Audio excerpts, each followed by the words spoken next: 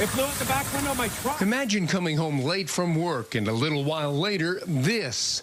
It's what happened to Britannia Avenue resident Scott Bullard Saturday night. So I'm told by 911 that I'm holding up their line by calling them to tell them that this line is doing this in the middle of our street. About 1:30 in the morning, next thing I know, there's just a massive explosion, and it just sounds like a whole bunch of rocks are hitting cars and houses and stuff. Didn't even know what it was. It sounded like almost like an ice maker. Making matters worse, his car was parked next to the geyser full of work gear. The car is now a write-off. My insurance company wants $1,000 deductible just to replace the stuff that's in there.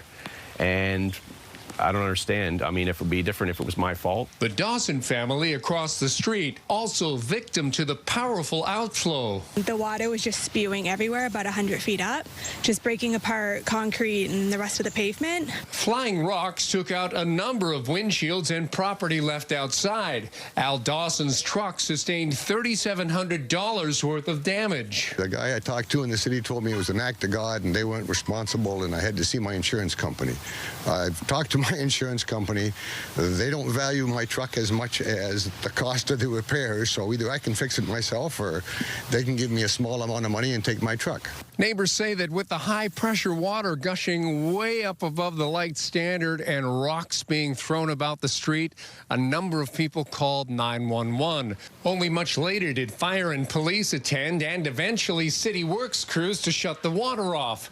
Ward Councillor David Ferreira says the city does have an emergency line, but it doesn't operate after hours. I'm not surprised that the response would be we are there for emergency response, whether it's police, fire, or ambulance.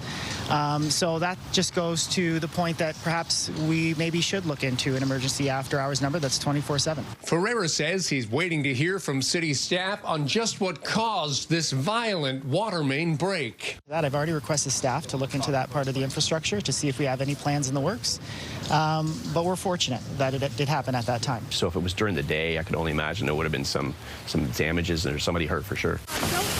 Bryan, Bicknell, CTV News.